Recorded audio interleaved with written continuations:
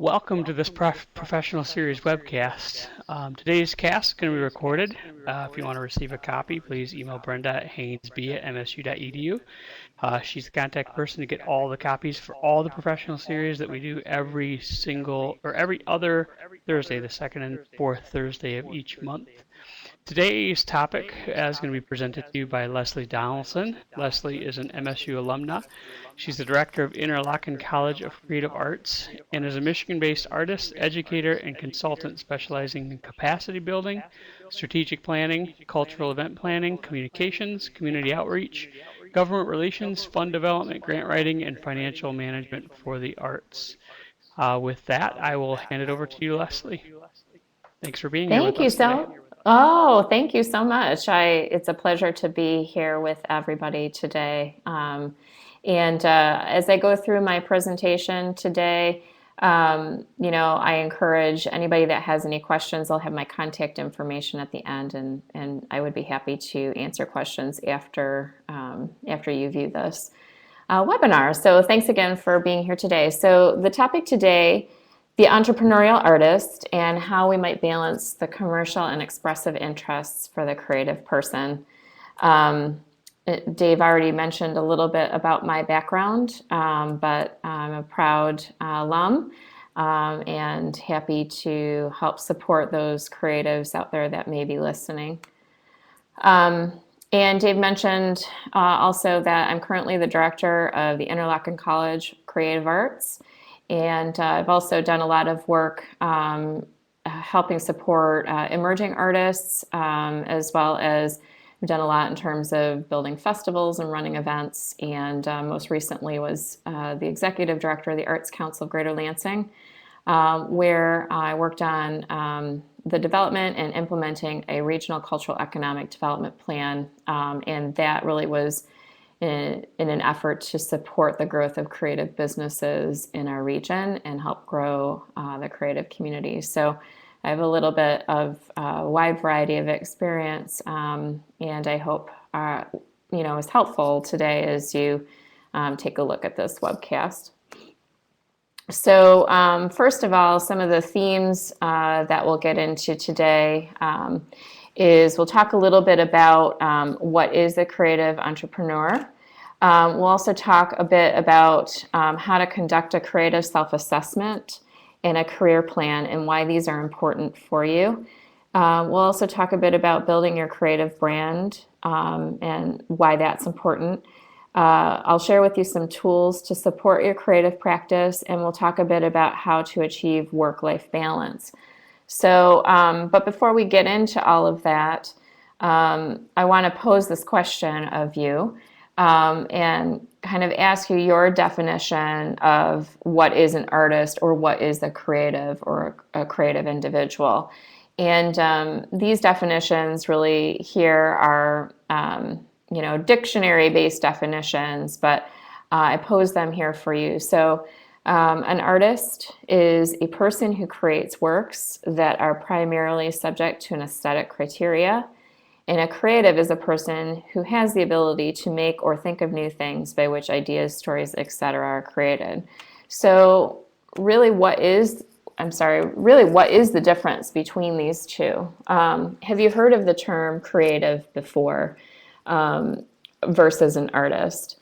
And what comes to mind when you think of an artist? Do you think of somebody, a typical, I think image that comes to mind when I ask a lot of people is it's a painter. An artist is a painter or a sculptor. But really an artist can be there's a whole lot of different artists out there, as well as a creative. What does that mean to be creative? And what does it mean to be a person who has the ability to think or to make or think of new things by which ideas, stories, etc. are created? And so really perhaps the only difference is between these two terms is the perception of what we believe an artist to be or what a creative is to be. So let's think a little bit about the definition of what an entrepreneur is. An entrepreneur, really by definition literally is a person who organizes, manages, and assumes the risk of a business venture or enterprise to make profits. And the term comes from the French word meaning to undertake. Oftentimes, entrepreneurs are seen as risk takers. They are those that see a need in their community, in a need in general, and they find a way to meet that need, usually through a business venture of some sort. So then let's think a little bit about the terms of artist versus creative, as well as the term entrepreneur, and let's apply those together. So really, what is a creative entrepreneur? And, thanks to Mount Auburn Associates and Creative Community Builders out of Minneapolis, Minnesota. Creative Community Builders was the consulting organization that worked with us on the cultural economic development work in Greater Lansing. So thanks to them, their definition that they provided us was a creative entrepreneur is a person who works in those industries that are involved in the production and or distribution of cultural goods or services. Creative entrepreneur is also someone who is interested in exploring business and or market opportunity through creative self-expression. So in other words, if you might produce some kind of cultural good or services in some way, shape, or form, whether for profit or not for profit, you may be a person that works in this industry and you are producing this in with the hope that you're going to sell your good or service. So, a creative entrepreneur is one that we could think of who develops new ideas, implements those ideas, and creates that economic and social value around those ideas. So, for example, as a painter, let's say you are a painter, your friend just recently commissioned you to create a portrait of her family. You might have an enjoyable time doing this portrait, and you are paid once for that end product. But as a creative entrepreneur, however, you might find the long-term business potential around that idea of family portrait painting. So in order to do that, a creative entrepreneur might ask, what are the needs out there and what can I do to meet that need or set myself apart from any other competition? Maybe it's promoting my unique painting style is a way to set myself apart and to set up long-term business potential. Maybe it's the type of personal service and touches that I provide. Or maybe it's the end product that I provide that it is memorable or enjoyable. Maybe the portrait painting is not just, that straight on composition from, head and shoulders, but maybe it's an interesting angle, or maybe it includes, family pets, capturing fun moments, those kinds of things. So a creative entrepreneur is one that's going to take that, kind of think about all of those things and really start to set themselves apart as a painter for that long-term business potential. So to kind of highlight a bit about on that example, to think about the core skills of what a creative entrepreneur is or who they need to be, kind of think about it in this sort of circular fashion around the center of who the creative entrepreneur is. The creative entrepreneur generates and implements new ideas. So in other words, the creative entrepreneur is going to see the need out there and come up with an interesting way to fill it. You're going to develop and make the product and think about a new way in which to do that. A creative entrepreneur is also going to collaborate with others in doing interesting collaborations. This is how you find your market. It's how you define and hone your product. And it's really how you're going to grow your business as a creative entrepreneur. And then lastly, around this is the business skills of the creative entrepreneur. This is sort of the administrative leg of the creative stool. In other words, think about how you want to strategize to make your business decisions or build your business. It's really, really important to make sure that you're making wise decisions, handling your money, managing your money wisely. If that is not an area of strength for you, then that's okay. Find somebody that can help you do that, or hire somebody that can help you do that. But the business skill is really important, and especially making smart business decisions that are strategic and financially viable. So we went over just kind of a very quick, some of the basics or some of the basic definitions as far as regarding what a creative entrepreneur is. But in order to kind of ask yourself the question, am I a creative entrepreneur? Can I be one? You really need to start with a creative self-assessment.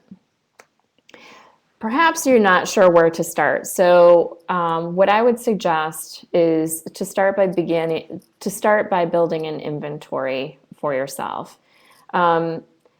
This is really a way in which you can take a reflective, personal view on your creative impetus and process, and really start to ask yourself some questions like, what type of work or product do you make? I mean, just be completely honest. You're creating an inventory. What is it?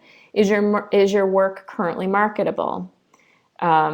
We'll talk about a little bit later about maybe some ways in which to make it more marketable if it's not currently as marketable as you think it could be. Also do an inventory of where you live. What exists in your community? Does your product, later on we can ask questions, does your product or service rely on where you live, or can you have the ability to think about selling your product or service more globally or virtually? And who are your contacts? Make a list of people that you know, and it's not necessarily other artists or other creatives. It could be, who do you know in the financial industry? Who do you know? I mean, who are the people that you know? So basically, to very factually come up with that list of what type of product or work do you make? Is your work currently marketable? Where do you live? And who are your contacts? I think that's a really great way to start. And quite frankly, whether or not you're interested in kind of pursuing your creative practice or product as a career path, or if you want to take a look at doing a creative self-assessment more as a way to improve your own skills, regardless, I think it's always really good to go through this process. So again, begin with an inventory. The next step is really to reflect a bit on your life and your work. Again, this personal reflection. And be honest. You may need to really sit down and think about this a while. Sometimes people do free writing, or they, perhaps you have a trusted friend that, you would feel comfortable kind of sharing very openly, what's going on in your life and your work, and that friend is able to record what you have to say. But really be honest and reflect on that for yourself. And you want to maybe think about questions like, where do you come from? Where have you been? And where are you at currently? What has occurred in your life to help you down your path, or perhaps has taken you off your path? And think about those things. And I'd also think a bit about, what kind of life do you currently live, or do you want to live?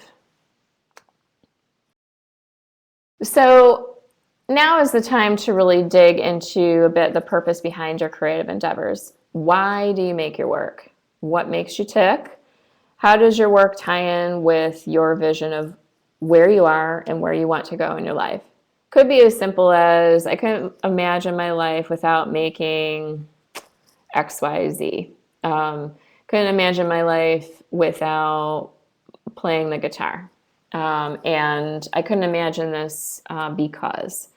So ask that question. Essentially, what we're doing in this creative self-assessment is we're doing almost like your own strategic plan. Really asking about the purpose for what it is that you do, and to try to really start to build a foundation on which you can set future goals for yourself. But you have to know the purpose for what type of work that you're making. And then, the next thing to really think about is really your core values. I'd ask yourself, what are the things that you will remain devoted to, no matter whatever changes in your life or in your work? I can share with you a personal example. I personally am a very intuitive, process-driven visual artist. So when I make my artwork, I have to play with the media a bit and get into a zone before I can understand its meaning. And the meaning for me really doesn't come until much later. So what I know about me that I remain devoted to no matter what is my process. So this was a core value for me. I always trust in my creative process, and I trust that I have to actually play with the materials in order to understand what it is that I'm doing. So what I would challenge you to think about is, what are the values that come to mind for you? What are your core values? And you may want to take 5 minutes or so and write down, say, 5 to 7 phrases that include 5 words or less. And I'm hoping that this kind of quick exercise will help you hone in on some of your key values. So, and if you need to come back to this later, just remember to take 5 minutes, write down 5 to 7 phrases that are 5 words or less. The next thing to think about is really your vision for the future. I think, if you've had a trusted friend sit down and ask you some of these questions, or you're posing these questions of yourself over a period of time, hopefully you've started to hear, or you've started to write about some of the things that are important to you. Some of the things that, the reasons why you make the work that you do, and your core values. And I think once you have a chance to grasp that a bit, it's time to really think about your future, and let's take a moment and envision that. So the questions that I would ask of you is, who do you want to become? What are the things you dream of accomplishing in your creative work? And where do you want to be making your work? And that can mean all different sorts of things for all different sorts of people. Who do you want to become? What are the things you dream of accomplishing in your creative work? And where do you want to be making your work? That will really assist you in heading towards some direction. So after we've done that, it is very hard work to do all of that. And it's really important that you be completely open and honest with yourself as well. Otherwise, setting this next bit, which is developing a career plan in place, unless you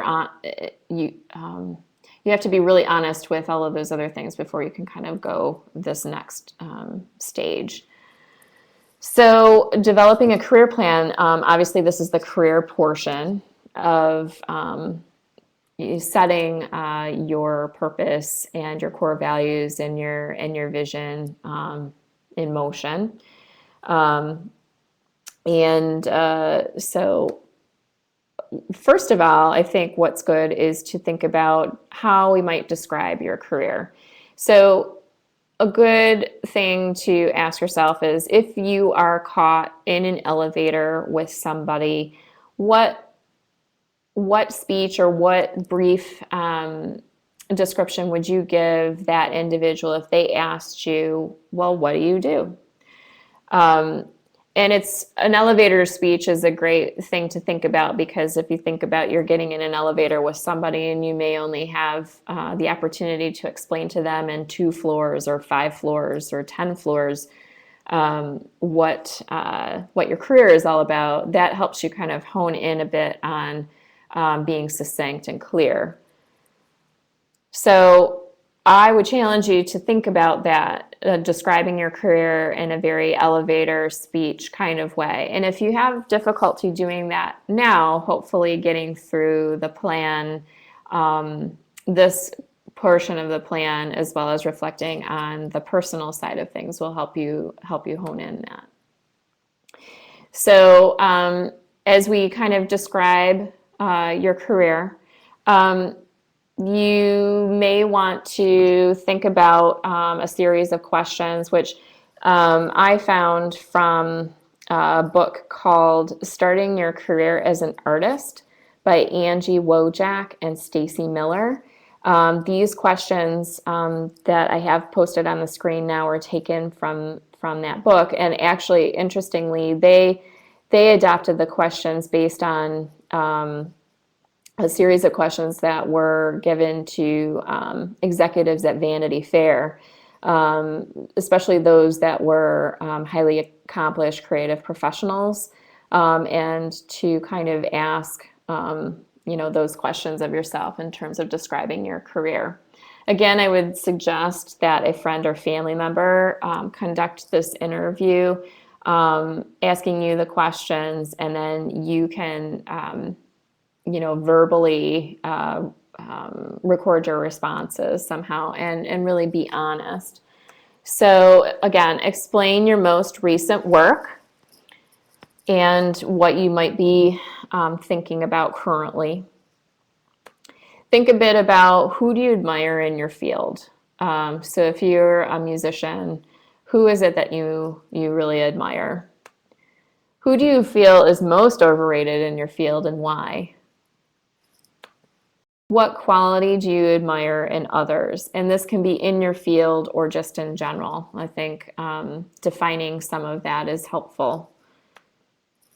When and where are you happiest? So is that on the beach? Is that in your studio? Is that playing in front of other people? What is that? Working with clients?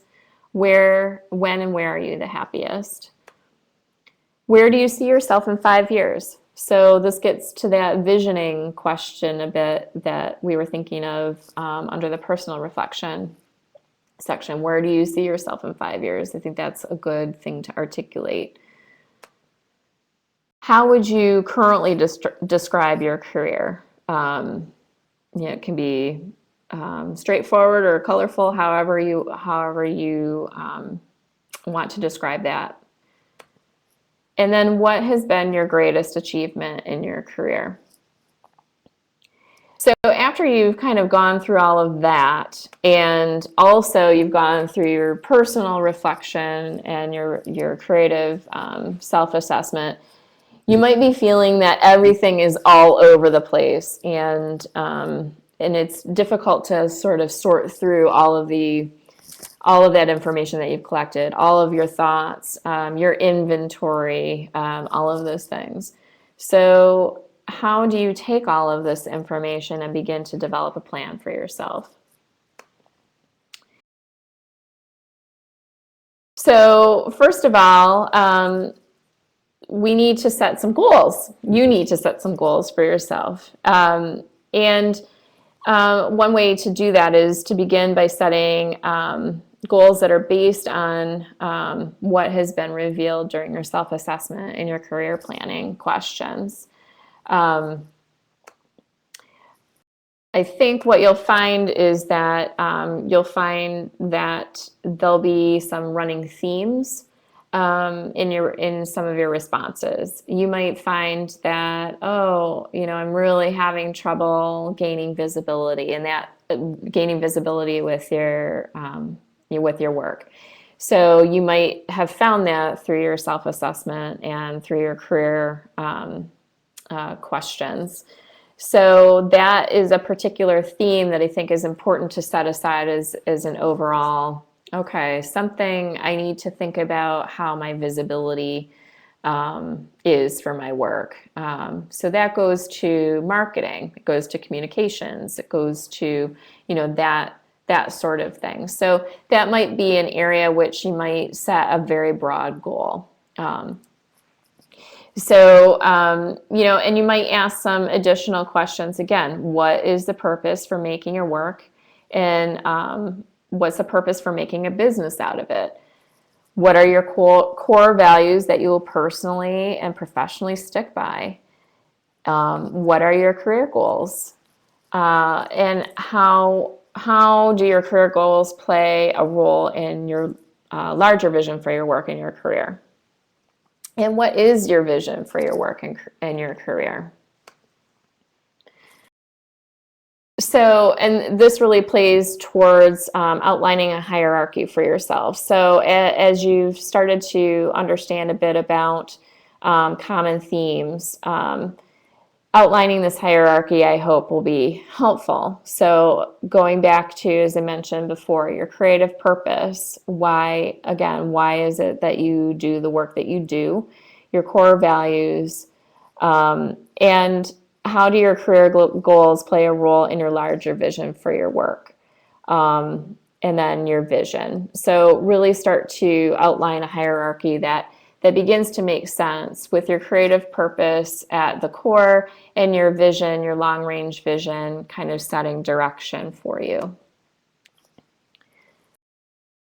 So the next things that you might want to consider too is defining some tactics for meeting your goals. So I mentioned a little bit before that we were talking about, so if a running theme in your work is that you don't seem to have enough visibility for what it is that you do, and that one of your career or one of your goals for your career might be, a marketing and communications goal. So, that those and other goals are also certainly very important. And then you need to start to strategize some tactics for reaching those. So where does record keeping play a role in meeting your goals? What about the legal considerations that you may have as it relates to building your career and meeting your goals? How do sales and pricing structures work in order for you to meet your goals? Your work location, whether it's physical or virtual, how does that affect promotion and marketing? What are some tactics for you to consider how to meet those goals in terms of raising your visibility for your work, for example, or evaluation? What are some tactics that you can adopt in terms of evaluating how successful you are in achieving some of your career goals? And you can evaluate anything from, how things are priced to, to your overall plan, your strategy for your career plan. And I understand that none of this is easy work at all, and it is complicated, but I hope that your previous responses will help you put your plan together and really start to think of a structure that makes sense with, with your core purpose at the center, again, with your vision at the outer ring. So next I want to spend a bit of time on ways in which you might consider building your creative brand. As you build your creative brand, it's really about getting the word out. So once you've got some plan in place, you've gone through your creative self-assessment, it's time to really begin to build visibility for what it is that you do and who you are. And this slide with the paper downs refers to the importance of networking. And networking isn't all about how many events can you go to where you can pass out a business card. Networking really runs the gamut of building relationships in general and being able to collaborate with others. Now, there certainly might be opportunities for you to go to events where you might share your business card, but really it's about building a relationship and asking particular questions of others because you just never know when there might be opportunities either now or in the future in which you can build relationships and help further build your brand. Events are another great way to build your creative brand. Either attending events, you may consider sponsoring an event that strategically makes sense for your career, or you might donate work or services to an event. You have to really think carefully about all of these. But say, for example, you are a painter and you decide that you want to raise some visibility for the type of work that you do with family portraits and pets. So, perhaps you want to donate to a silent auction that is affiliated with with an animal shelter. Or perhaps you might want to consider sponsoring an event that relates to a particular target market that you're trying to reach. Maybe you're trying to reach, the 45 to 64-year-old, and maybe there's a particular event that ties in regarding that. Whatever the case is, events are a great way, I think, to help build your creative brand. Another opportunity, I would say, to build your brand and talk about what it is that you do is to organize speaking engagements. And when you participate in these speaking engagements, make sure that you are the expert in your field. You are the expert of you, and always remember that. These days people are really interested in hearing other stories because they're inspirational. So while this picture of a microphone and a large audience is certainly one way to present about your work or present about some aspect that might relate to you personally, it doesn't have to be that formal. It can be some informal opportunities where maybe you're at a gallery, or maybe you're at another speaking engagement that is, really grassroots based. It doesn't have to be that you're getting up in front of thousands of people. It could also be as simple as mentoring another person through a speaking opportunity. You just never know. So, but really consider those opportunities and seek them out if you can. And when they come to you, try to make yourself available for them. So this slide is a question, think print is dead. Well, this really is a question more about how you're building your creative brand through the type of marketing pieces that you're putting out there. And I would say that while a lot of things occur online and via social media these days, print is not yet dead. I think there is something to be said about really high quality print pieces and thinking about the type of feeling that they might convey. And, along the lines of other types of media, you may want to look into other opportunities to meet with local news media sources, for example. And I think in general, there's just a lot of interest in artists, especially local artists or local creative businesses. So, in all media sources, I think there's an opportunity to take advantage of your story and to highlight what's unique about you. And don't forget to make whatever story you're telling very interesting. This slide is of a billboard, and I have to say, getting a billboard might be a little bit ridiculous, but one such example at the Arts Council of Greater Lansing, we offer billboards for some of our grant award-winning artists, and it was really kind of amazing.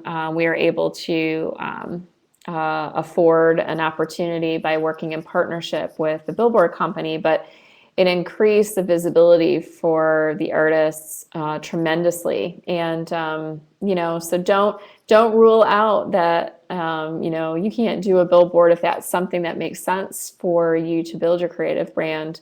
as long as it's done right. And it's something that you can afford in your budget, and it's a part of your strategy to get the word out.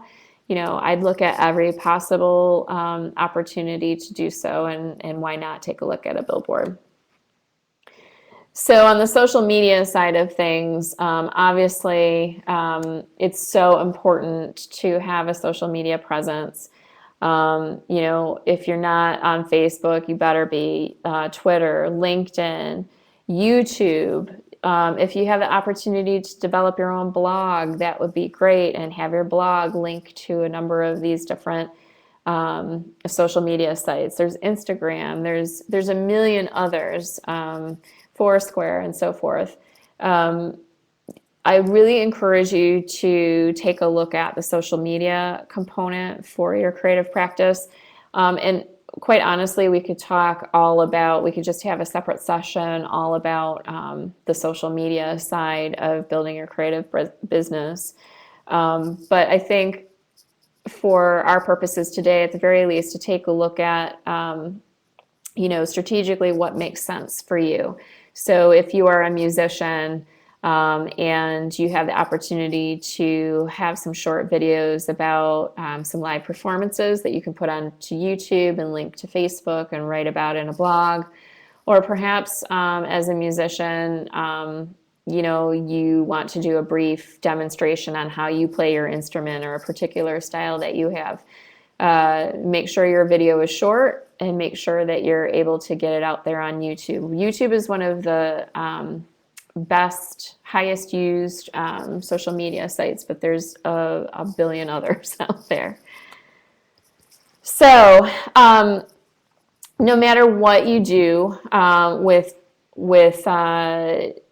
building your brand, make sure you have a plan and some simple goals. And that's why we talked a lot about doing a creative self-assessment and kind of going through from a strategic standpoint, thinking about your career and your career goals. But regarding building your brand, and that's so important, you may want to start with 2 or 3 tactics this year. Perhaps you pick, social media, and you're going to figure out some unique ways to network, and you're going to do a speaking engagement. If those are the 3 things that you select for this year, that's great. Make sure you come up with some tactics or plans for how you're going to do those things. You're going to post on YouTube every week, and you're going to, whatever it is. But make sure that it makes strategic sense, and make sure that you're not feeling overwhelmed by the management of it. So having said all of that, that's a lot. There's a lot of work on the side of building your creative or your career. But what do we do to support your practice? And I just want to share with you a little bit about what is out there for creatives in terms of business support. These are just a handful of what I'm sure to be many other resources that exist out there. But Fractured Atlas is the first one up in the corner, the upper left corner there. And what they do is they provide fiscal sponsorship, health insurance, ticketing software, online tools, and special offers for members of the creative community. So you have to be a member of Fractured Atlas in order to get access to some of these benefits. But fiscal sponsorship and health insurance sometimes are really important components that a creative might be looking for. So definitely check out fracturedatlas.org. On the upper right is the Artist Help Network. And they are an online career resource for artists and creatives of all disciplines. And they include an extensive resource list on grants and funding, accounting and bookkeeping services, business volunteers for the arts, accountants, pricing, how to price your work, grant writers, bartering organizations, and so much more. So definitely check that out, artisthelpnetwork.com. the Craft Emergency Relief Fund is a national artist service organization whose mission is to safeguard and sustain the careers of craft artists and provide emergency resources if necessary. So if you're a fine craft person and building your business that way, and you've had a personal emergency, definitely keep them in your Rolodex, so to speak, and check them out at craftemergency.org. Copyright basics. There's a lot of, I think a lot of creatives have questions about copyright, trademark, and fair use. And just know that the copyright.gov website has information available to you regarding copyright protection. And just so you know, copyright protection begins from the time the work is created in a fixed form, and you always own that copyright to these works. Having them registered is a completely different scenario, but definitely check out information on copyright.gov. Again, there could be a whole session just about legal issues for creative practitioners, but these are just 4 of, like I said, many examples to take a look at. Regarding production and sales, here are a few sites if you don't already know about them.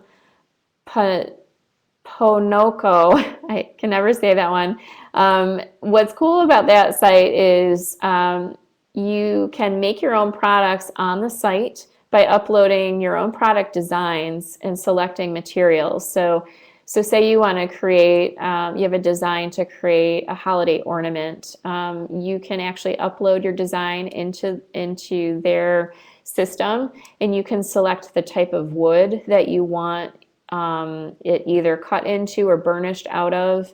It's a really interesting site, and what you do is you pay instantly for your products, and then then obviously they deliver them to you, or it's delivered to you. But then you can also, if you want to, you can exchange your product ideas online, and other people can purchase your products. So it's a really interesting site and something worth checking out.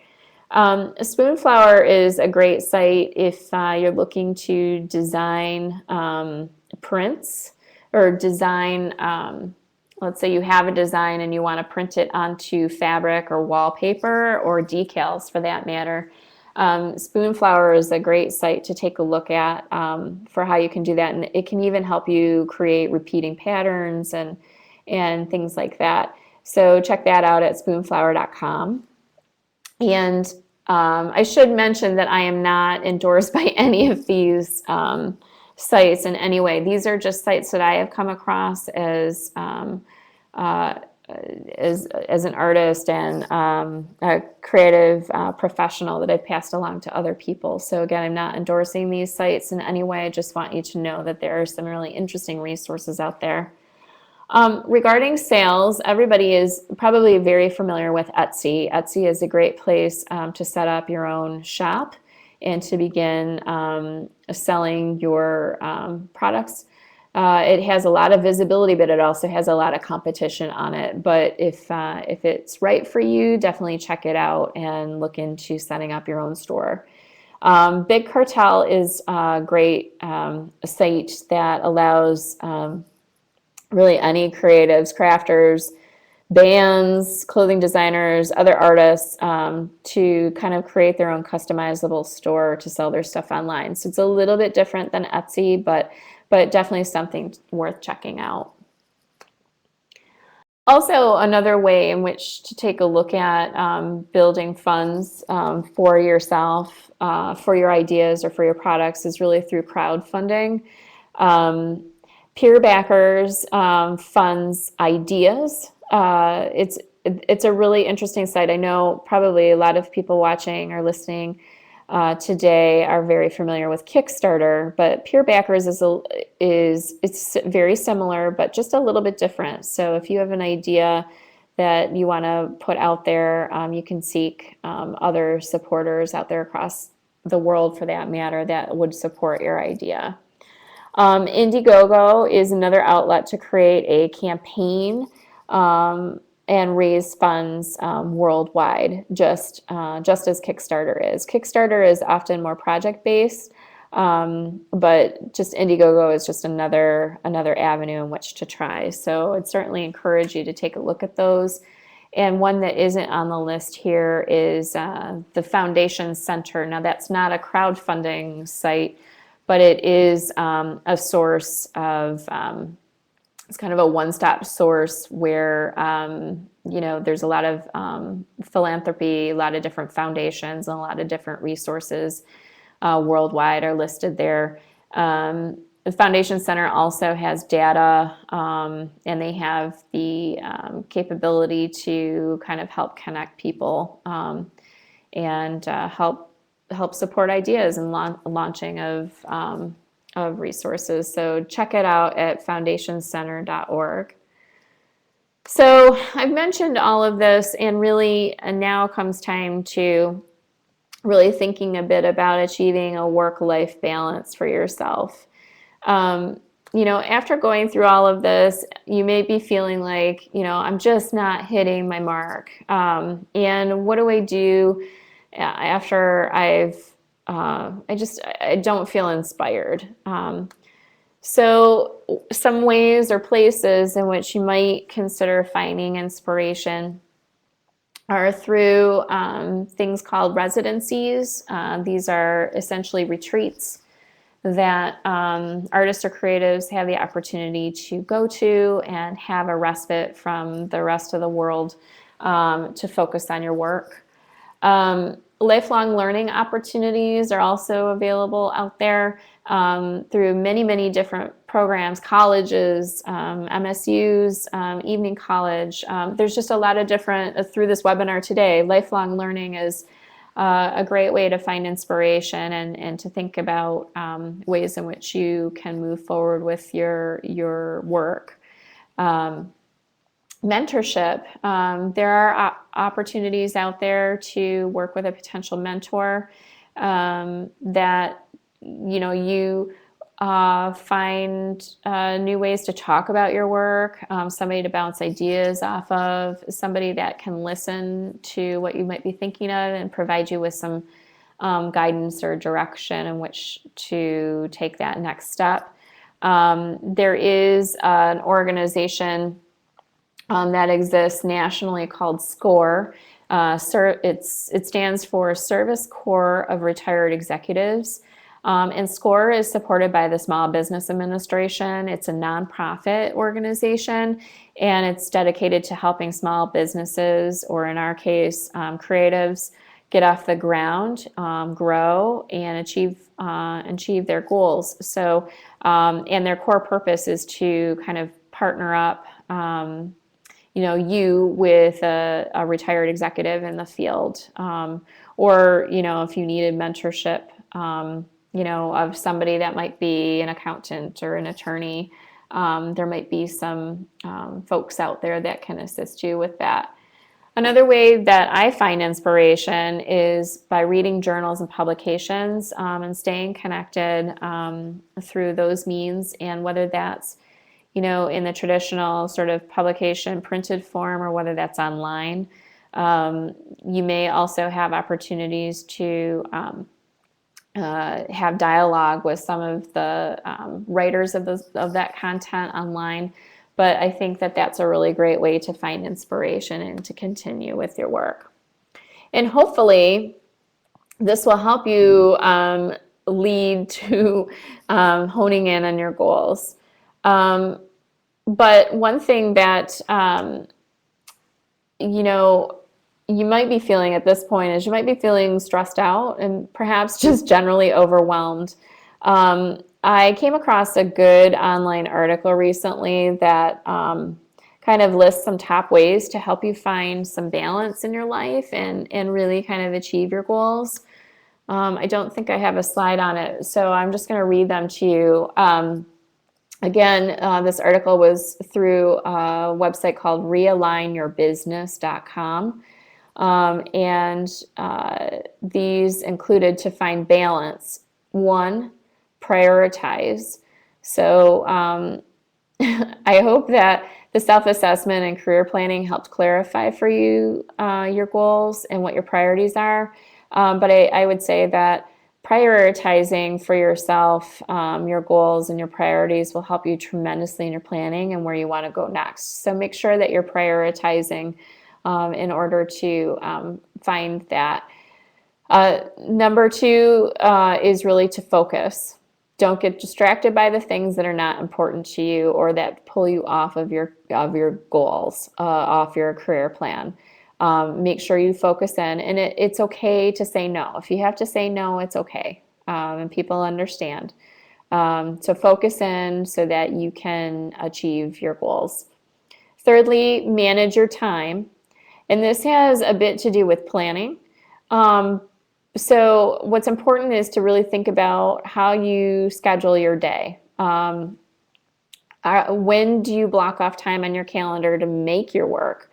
When do you block off time on your calendar for social media? Or maybe you do your emails in the morning and make your phone calls in the afternoon.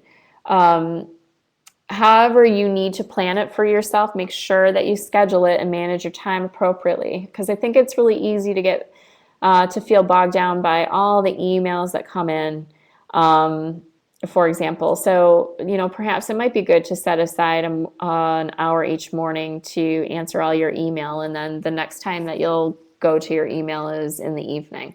Whatever schedule that might work for you, make sure you manage your time.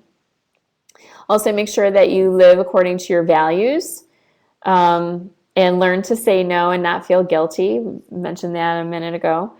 And instead of thinking about doing something, just do it. If you're pondering, is this right? Is this not? Sometimes you can almost talk yourself out of it. So get in the habit of thinking a little bit, but then going ahead and doing it. And hopefully some of the thinking through the creative self-assessment has kind of helped get you there already. Another way to really think about and find balance is find out what helps calm your mind. Make sure that you're taking time to exercise, to meditate, to do yoga, whatever it is that you need to do. Make sure that you're finding that quiet time. And sometimes you'll find that quiet time at a residency, for example, but find out what that is and make sure that you remain committed to it. Make sure you get enough sleep. That is something that I know I don't do. But I can tell you that tired minds lead to challenged decision making. I know when I don't get a good night's sleep, that can be really difficult for me at work the next day. So make sure that you are doing that, taking good care of yourself. And lastly, to find balance, stop beating yourself up. If you don't get everything done, you shouldn't worry about it. You are only human. So don't worry that today, you really wanted to get to a particular project and, this other thing came up and you had to manage your time to deal with that and you weren't able to complete that project. Don't beat yourself up over it. You will get to it. So I'd like to leave you with this nice quote today, which is, to live a creative life, we must lose our fear of being wrong. I think so many times it's our fear that really prevents us from becoming our best self. So I hope this outlook on your work and your creative career really helps you realize your creative potential. And then lastly, any questions that anybody may have, feel free to thank you to send me an email.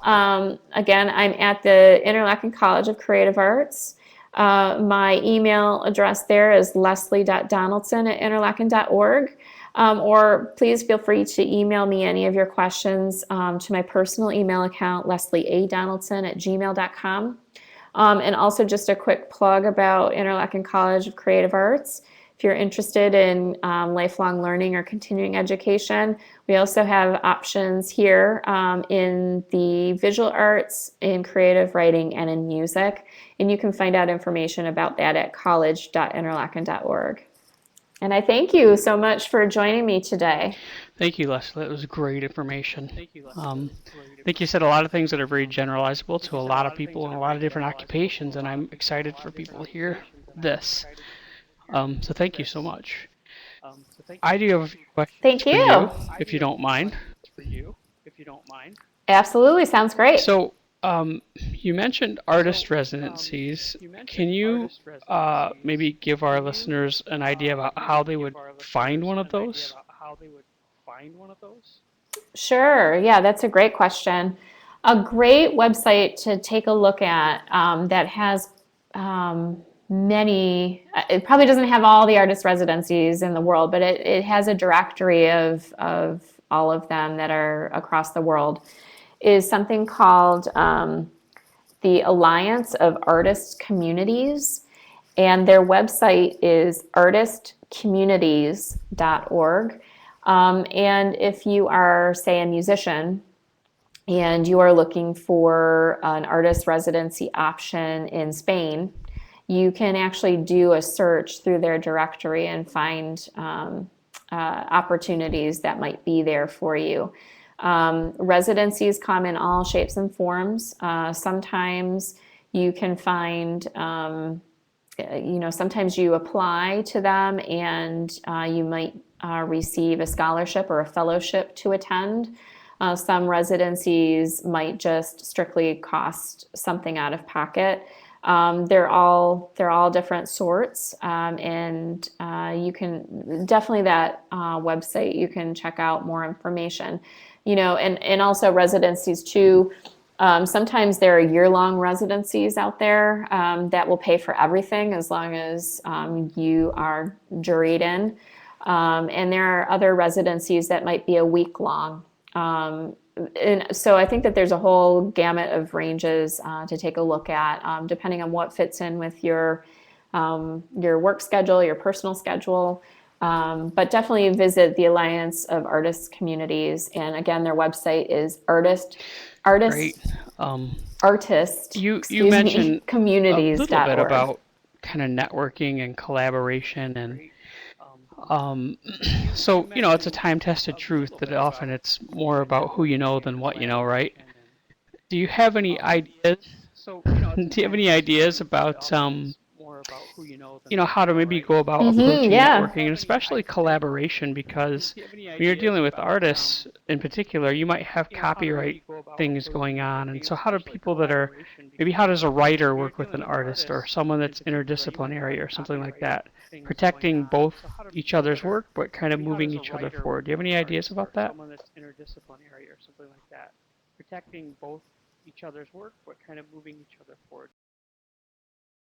Well, that's interesting. I would I'm always a big believer in certainly connecting with your local arts council or your city arts commission, or local guild, art guild, musicians association, writing groups. There's a lot of different groups that exist out there, not only in your local regional community, but across your state or across the country. So I do a little bit of research about what those are and what the opportunities are for you to come together and meet people face to face. Some of those organizations will host guest artists that come into a community, and then you have the opportunity to meet others in that association as well as meet the guest artist. So I think amongst the arts community, there's a lot of different avenues in which to try, or perhaps that you're close to a college or university or another kind of arts education institution. Make sure that you are able to attend some of their events and visit with people there. And on a more general note regarding networking, I think that can seem really intimidating. Networking, meeting people. And a lot of the creative folks that I speak to have a really hard time, kind of getting out of their studio mindset and kind of getting out there and meeting people. But it's a really, really important way to build your brand and to build your opportunities for the future. So if you walk into a room where there's a lot of people in there and you're not sure what to do, if you just get the courage to go up and introduce yourself to somebody. And I'm always a big believer in asking questions of the other person. People like to talk about themselves. So you may want to prep yourself ahead of time before you go into the situation by asking some questions, by thinking about some questions that you could ask, like, if it's spring, the spring season, maybe somebody's, maybe people are planning their spring break trips, or things like that. Just think about those question that you could ask, like, oh, have you planned your spring break trip yet? And and perhaps somebody would respond, and then you can ask another question. Oh, well, what did you think about visiting that place, or what So really, I'm just always a big believer in asking questions, because it may prompt for you an opportunity to then find some common dialogue, or some common interests, where you could then start to have a little bit more of a natural conversation. And you might find that the person that you struck up the conversation regarding spring break trips is a writer just like you, and is exploring a very similar set of circumstances as you are. So you just never know where those conversations would lead. So I would certainly encourage you to ask questions of others. Cultural Economic Development Plan.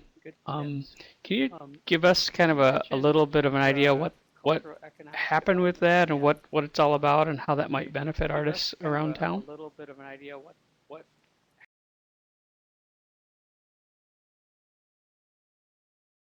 Sure. So in the greater Lansing region, we worked on a cultural economic development strategy with quite a number of partners, certainly. But really, the goals were to help grow creative enterprise, what were the ways in which we could connect other businesses or other business sectors to the arts, and what could we do in terms of creative placemaking to help enhance our region. And really how those all break down are to build creative enterprise. There was a lot of strategy, a lot of discussion about what kinds of small investments could we make in our creative community, in our artists. What kinds of support services could we provide them so that they knew how to actually run a business? So we really spent a lot of time thinking about those things, and this work continues today, certainly. But we did a lot of work at the Arts Council building additional partnerships, especially with our Small Business Technology Development Center, what they provide is business planning one-on-one for small businesses that are trying to get started, and they also do a number of other things. And so that was one such example of a partnership that we created to help grow the creative enterprise.